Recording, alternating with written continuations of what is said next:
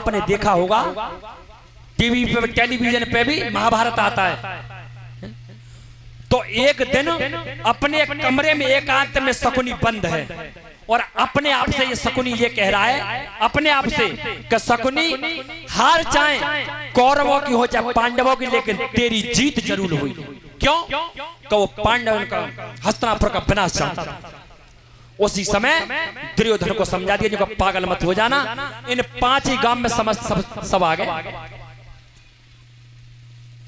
जो इतनी बात कही तब भगवान कन्हैया से दुर्योधन ने कही, प्रभु एक बात बताओ, जो हमारी आपस की बात है, हम में जो बंटवारा होगा सो होगा ही। पहले आप ये बताओ तुम पाठ क्यों बजाते हैं? भगवान कन्हैया को आदेश करो कि पहले इन्हें बांधो, जय ज्यादा पाठ बजाता है। जो दुर्योधन का आदेश हुआ भगवान कन्हैया को बांधने के लिए, इतना विराट रूप किया भगवान ने, इतनी चमक मारी उस काया में से, जो द्रोणाचार्य कृपाचार्य जो महान महान जो संत थे वही उस रूप को देख पाए, अन्यथा सबकी आंखें बंद हो गई।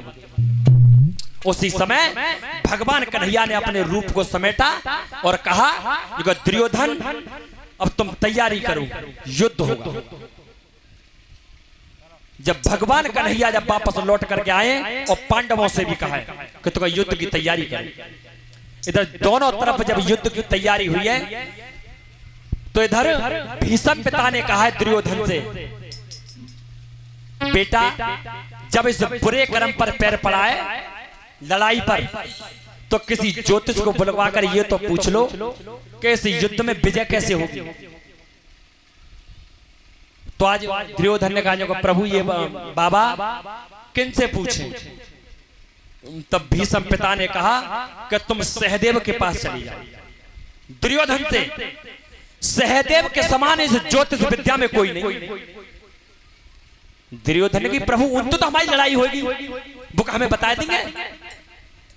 भीष्म पिता ने कहा तू जाके देख, अगर तू पूछने के लिए जाएगा तो वो अवश्य बताएगा।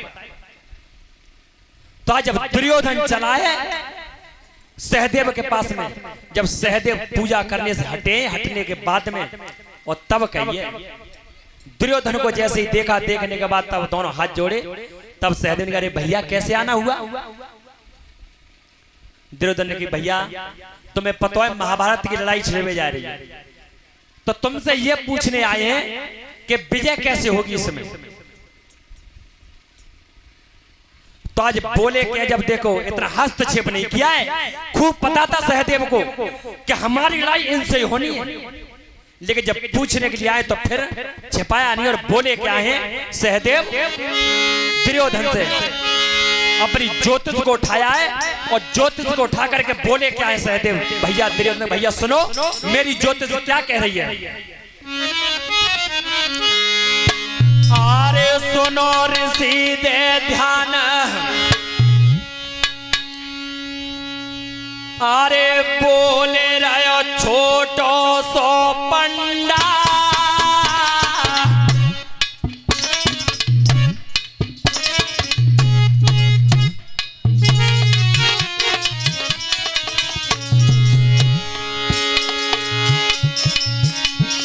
अरे बोले रहो छोटो सो पंडा,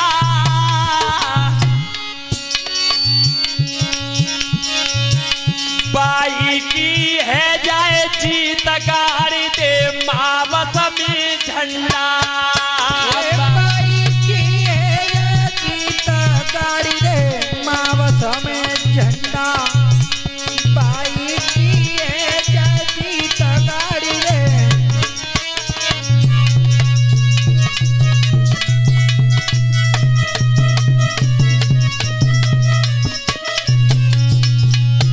सहदेव बता रहे हैं अपनी ज्योतिष को खोलकर दुर्योधन को, भैया मेरी ज्योतिष का गणित बता रहा है कि जो मावस वाले दिन कुरुक्षेत्र के मैदान में और जो झंडा पहले गाड़ देगा उसी की विजय हो जाएगी। आरे खबरे पुरपति ने सुने पाई, सोई धरी दे कदम अगार समय नाय पल भरी की लाई, कोई धरी दे कदम उतार समय नाय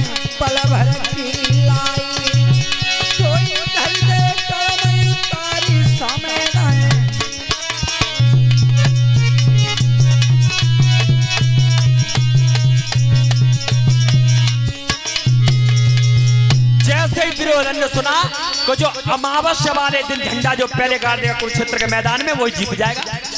तो कर्ण और दुशासन को साथ में लिया, मावस लगी नहीं 14 से, और झंडा बनाया और लेकर के वहां पहुंच गया कुरुक्षेत्र के मैदान में।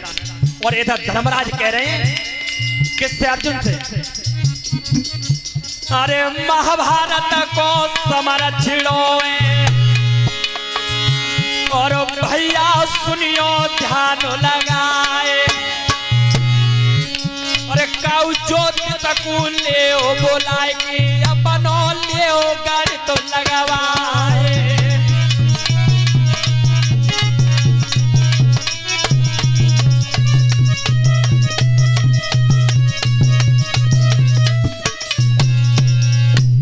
आज इधर धर्मराज ने कहा अर्जुन तुझे को, भैया देखो जब बुरे कर्म पे पैरी पड़ रहा है लड़ाई पे, तो भैया काऊ ते ये तब पूछ लो कि युद्ध में विजय कैसे हुई।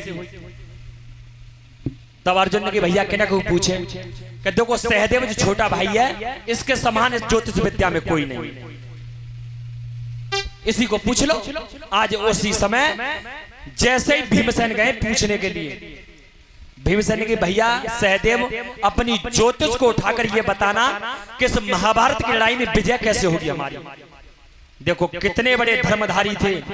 तब सहदेव ने कि भैया तुम्हें पता नहीं है, मैंने तो बता दिया। भीमसेन ने कि किने? अभी तो आए थे दुर्योधन भैया, अभी पूछ के गए। भीमसेन ने कहा तूने उसे बता दिया? कहा?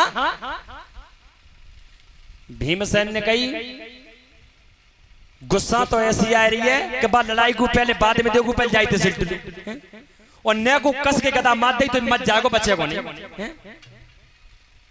बता जो दुश्मन है अपने दुश्मन को ही भेज दिया इसने। तब भीमसेन ने कि भैया तब एक काम करो हमें उन्हें बता दो। उसी समय सहदेव ने कहा जो भैया जो तुम्हारे दुश्मन को जो भेद मैंने एक बार दे दिया वो तुम्हें नहीं बताऊंगा। भीमसेन ने कहा यार धन्य रे भैया तू, लड़ाई हमसे है भैया हमारो है और हमें ये भेदना बता।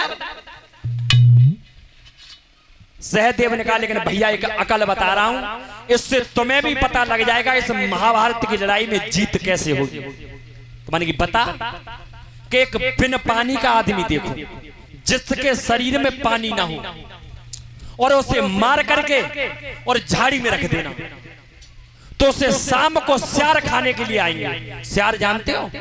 हमारे यहां तो सरकटा बोलता है। स्यार खाने के लिए आएंगे और जो उसमें सबसे वृद्ध स्यार होगा वही बता देगा इस लड़ाई में कौन जीतेगा। भीमसेन ने कही देख लो नेक जीव हिलाने के चक्कर में और जाने कितनी बड़ी बात बना के तैयार करी है। अब भीमसेन ने मन में विचार किया कि बिन पानी का आदमी मिलेगा कहां। कंधे पे गदा रख कर भीमसेन नगर की ओर परिक्रमा लगाते हुए जा रहे थे और संध्या का समय हो गया लेकिन नहीं मिला। और जब नगर की ओर शाम के वक्त जब लौट कर आ रहे थे तो उसने क्या देखा कि एक स्त्री और अपने पति के कंधा पर बैठ करके और आंच मांग कर लाती थी तब जाके रोटी पकाती थी।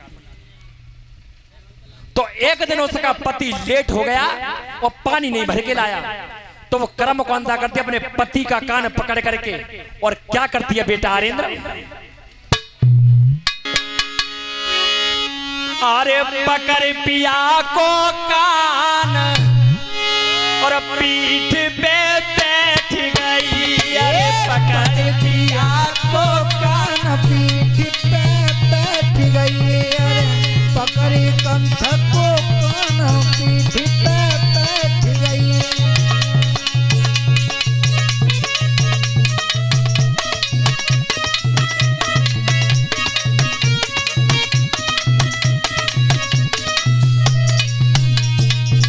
भीमसेन ध्यान दे के देख रहे हैं और वो नारी अपने पति का कान पकड़ के और कंधे पर बैठी है और कह रही है बताओ कहां है सुवर्ण, जवाब दो। अरे कान पकड़ के नारी लावे, कान पकड़ के नारी लावे और बाएं गैल में खूब घुमावे, बाई गैल में खूब घुमावे। जे नाय करे सम्मान नाय करे सम्मान पीठ पे बैठ गई। अरे पकड़ पिया को कान पीठ पे बैठ गई। अरे पकड़ सजन को कान पीठ पे बैठ गई।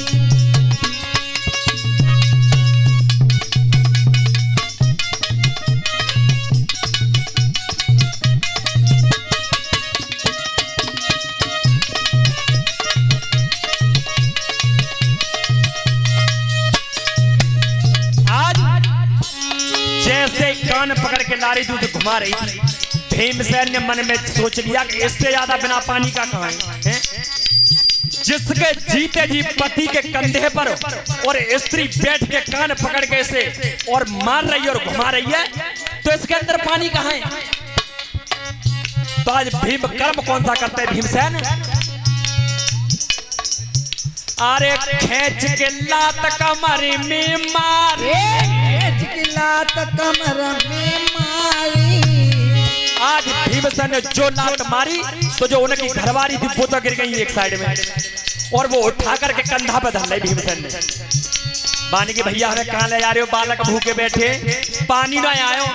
तो बानी की जब तेरी औरत तेरे कंधा पर बैठी है तो जी की तू करेगा ही का? तू तो बेसू मरो भयो।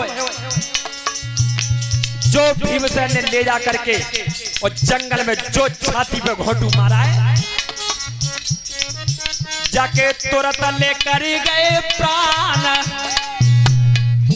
जाके तुरंत लेकर गए प्राण पीठ पे बैठ गई। अरे पकड़ पिया को कान पीठ पे बैठ गई। अरे पकड़ सजन को कान पीठ पे बैठ गई। अरे पकड़ पिया को कान।